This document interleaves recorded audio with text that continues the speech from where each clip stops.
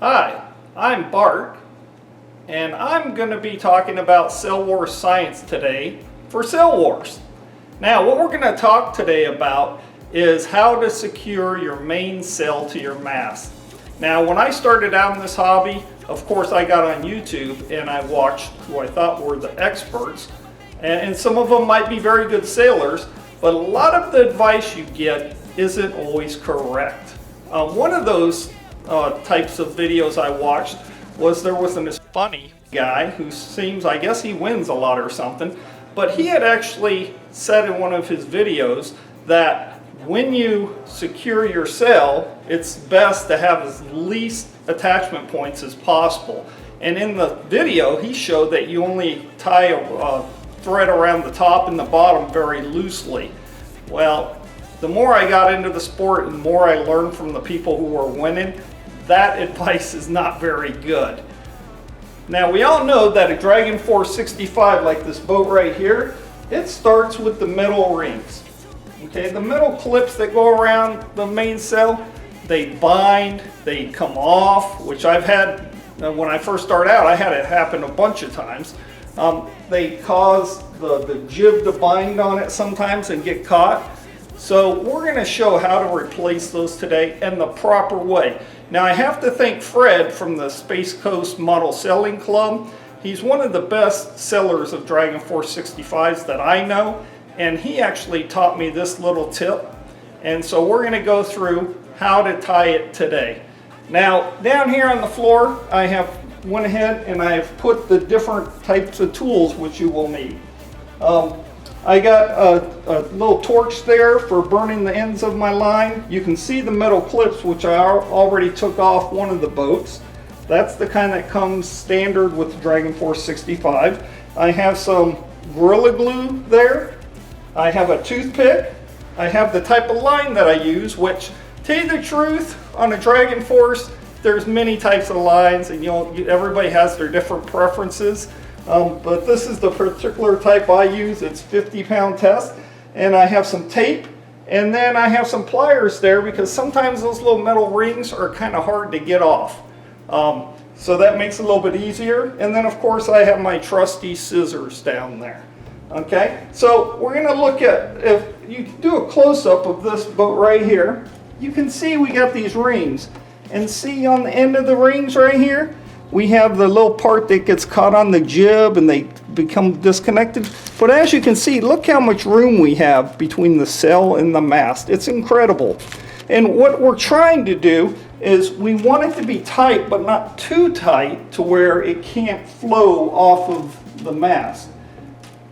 Now, why is this important? Well, we're all trying to get the perfect shape to the cell, which that's a whole other topic I'm going to cover some other time. But if we can't get the mast right up onto the cell, then it's really hard to adjust all the way down. So that's why we're going to replace them today. So I'm going to show you my boat that I race, and I'm getting pretty good, so something must be working. Right here, this is one that's already had the little clips replaced with thread. Now, on this other boat over here, I went ahead and removed the clips ahead of time to save time, but we're going to go through the process of actually tying them. So, what I'm going to do is I take a piece of tape, I take my toothpick, and I'm going to go ahead and put it sideways on the toothpick, like so. And then I come over to the boat, and I start with the top one, which is actually the hardest one. Now you may wonder, why is he putting the toothpick in the up position? Well, the truth is, it falls out less. I've done it both ways. So we actually come over here to the mast, and we take that little toothpick, and we go just like this, okay? So that we have something to tie around. Now, let me get a piece of string. Okay, so I take a piece of string. Now, I always have problems with little strings here, so I'm going to cut a good piece off right here. And I take it over here, and something else I learned about the hobby, people have all different kinds of knots that they want you to tie. and I've tried all the fancy knots, but something like this, all you have to do is just your basic square knot. And basically what you do is you go around that, you go around the toothpick, see, so it's around the mast, the toothpick, and through the cell. And then we come up through, I grab it, I pull it real tight. And then I come back the opposite way, still keeping it tight, because we want to make sure it's as tight as that toothpick. And I grab it again, and I pull that even tight, because I want it as tight as possible. Pull it real hard, okay? And then I go back the opposite way, just by flipping your hands or your fingers over the thread over. And I come back for a third time. Now, this is just your basic square knot, okay? But that's all you really need. Now, once we get that, we pull the toothpick out. Let's see if I can get it out here. Okay, so I pull it out, and let me show you. Let me throw the toothpick back over here.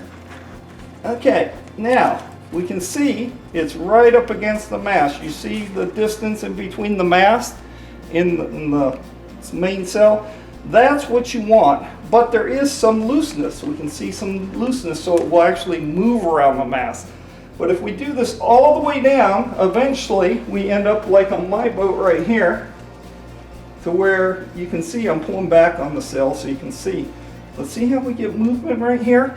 Now that main cell can move all the way around the mast, and I can make a perfect foil for my main cell. So remember to like and subscribe this video, and of course there's a whole bunch of videos out there on all different types of boats that you can watch.